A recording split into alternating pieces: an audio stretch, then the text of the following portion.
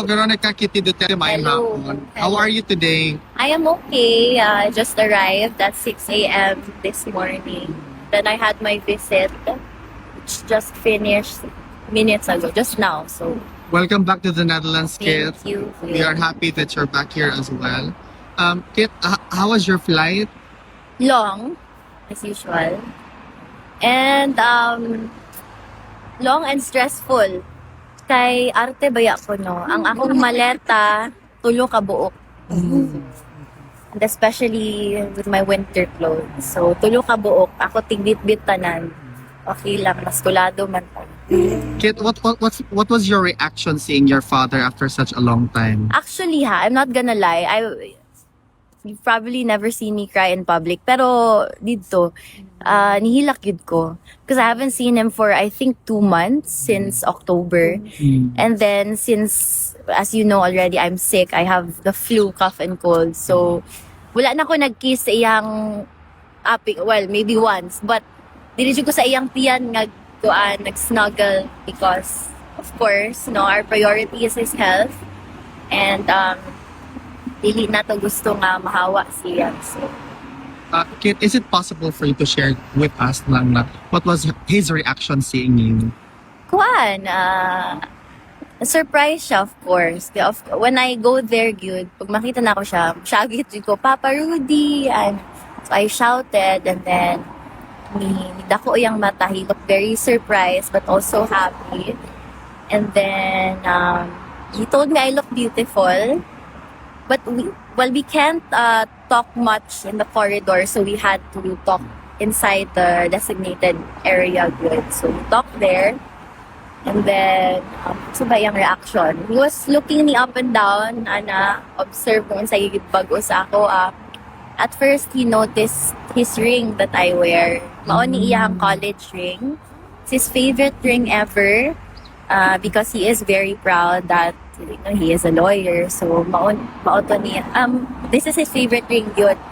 Then, he noticed I was wearing it. So, ang joke niya na, wapo kag sing-sing imo, na. Then, we laughed. And, sunod niya nga pansin akong buhok.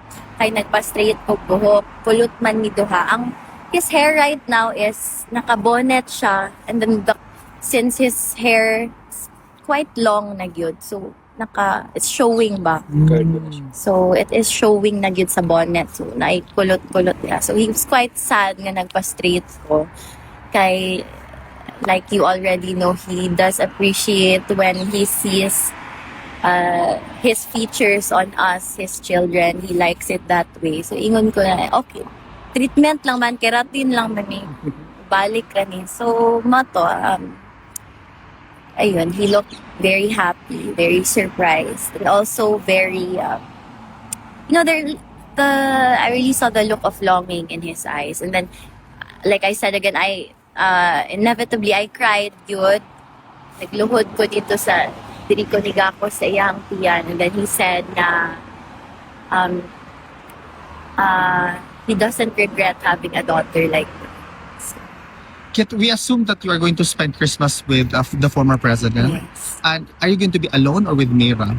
I am going to be with our family, with both my mother and with Mira. We're gonna spend the holidays here.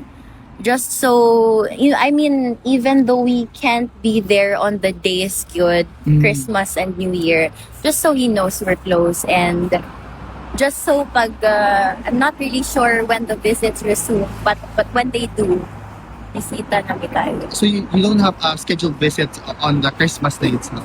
No. Because the Netherlands, we have 2 Christmas, 25 and 26 as well. So, wala pa for now. Wala kuan diri Noche Buena, Christmas Eve. Wala.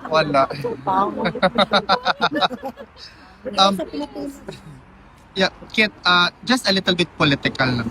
What is your opinion about all the attacks hurled towards all of your family members right now? I mean,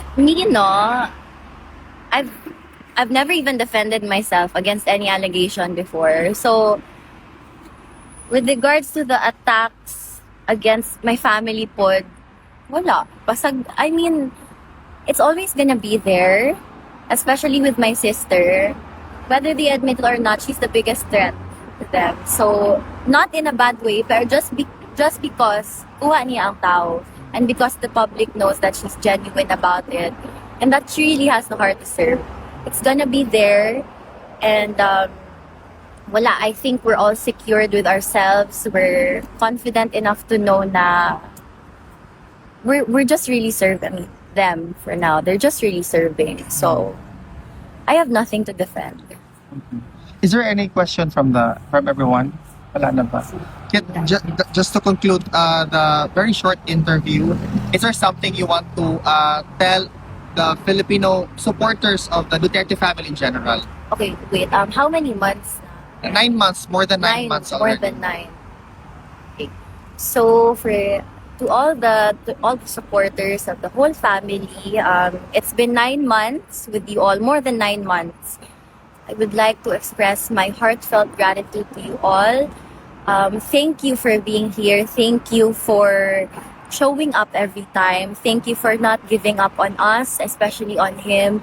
And thank you for the collective prayer, because I know that you're praying for him. I see all these messages. I see all these support from the people. And sometimes the supporters, they approach me in person and they just tell me that we're praying for your family. So I just want to thank you. And I just want you all to know that we're here. We're always going to be here. You know that not just during election time. We're here all throughout. And we're not perfect, but we're true. So thank you. Kitty, on behalf of the entire supporters of the Filipino community in the Netherlands, we wish you, your mom, Mira, and the entire Duterte family a Merry Christmas and a prosperous Merry New Year. Christmas. Happy New Year to you all. Happy holidays.